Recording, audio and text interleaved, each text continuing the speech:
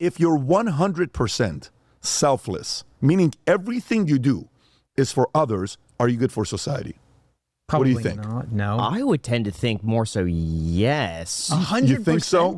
You think 100% selfless is good for society? I'm trying to think at what level does being selfish benefit others? If the point is to help others, at what point does being selfish help? So picture somebody who is 100% selfless. They do everything for who? Everybody else. Right. So there's an element of conformity. There's an element of trying to please everybody. There's an element of constantly worried about what other people think. Those types of people don't typically do net positive good for society, because the first thing we want you to do is we want you to take care of yourself. Okay. A few things with me. I don't mind if you smoke weed, I'll shake your hand. I don't mind if you smoke cigars, I'll shake your hand. If you smoke cigarettes, I can't deal with it. Okay. When I shake someone's hand who smokes cigarettes, I go like this. I'm like, give me a flipping break. I'll go like this to you next time. I don't like cigarettes, right? If you don't take care of your body and you smell, you can't be around me too much. I got a big nose and I can smell everything, okay? I can smell if you took a shower. I can smell if you don't brush your teeth. I can smell it, and I don't like it.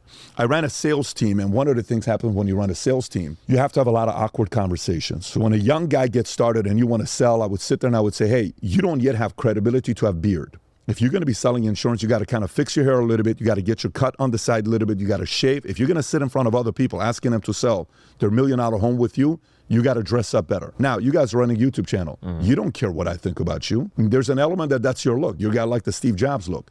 But I would sit there and I would tell guys, and I would say, hey, Johnny, yes. Do you know you smell? You're serious. Yeah, you smell, bro. And it's not good. And about 20 people have brought it up to me. And here's what I want to do with you. Do you want to continue smelling, or do you want to do something about it? I want to do something about it. I don't know if you have a father figure in your life that's having this conversation with you, but I'm going to have it with you, and we're doing it privately behind closed doors, so you don't need to be embarrassed. But I'm hoping for the rest of your life, no one ever needs to have this conversation with you. Fair. Let me give you the starter kit. Here, what do you use when you shower at night? What soap do you use? What shampoo do you use? Tell me what razor do you use. Can you actually show it to me? Go on the website and show me what you buy. You use that kind of shampoo? Are you sure? How do you wash yourself? Do you blow dry your body afterwards? Do you blow dry down here, and your toes, because that's where fungus is? How do you blow dry? What do you do?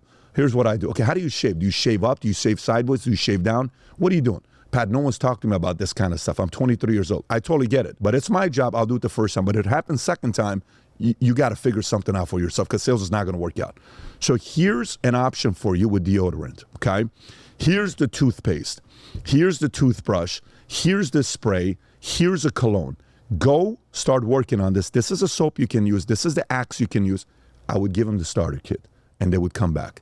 Because if you're 100% selfless, you don't really care about, taking care of yourself. All you care about is, but you're hurting everybody else. Now let's flip the question. Do you think a person that's 100% selfish is a net positive to society?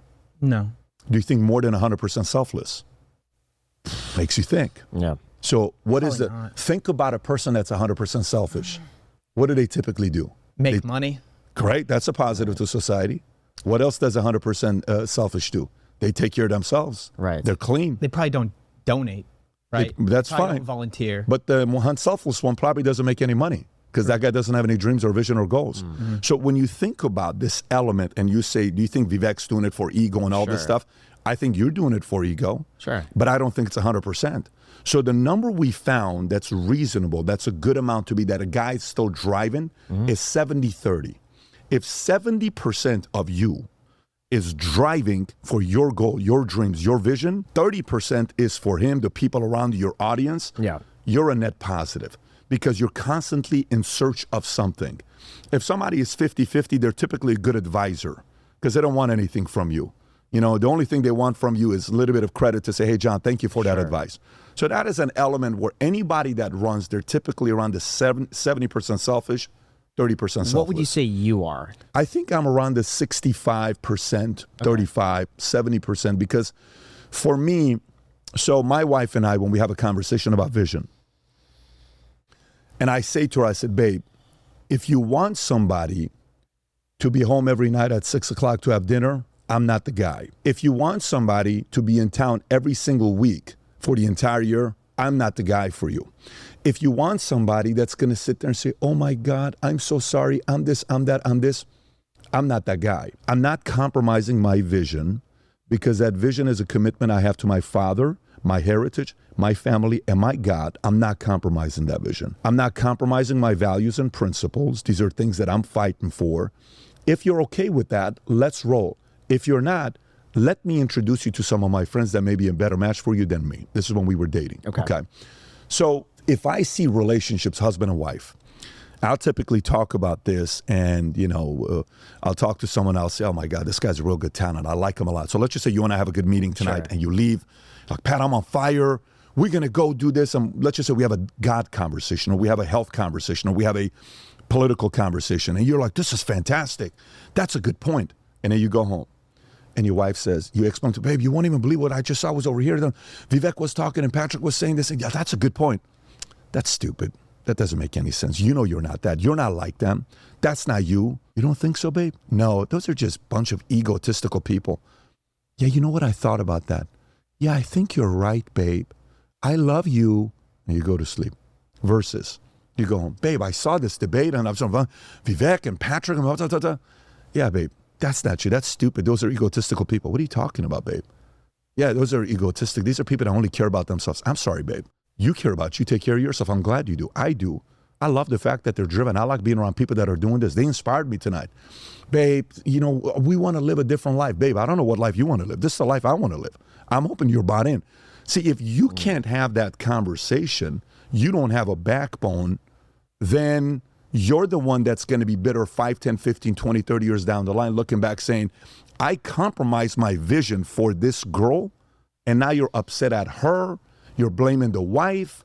You're seeing your kids and you're saying, if you only know what your mom did to me, it's not the wife's fault. It's your fault.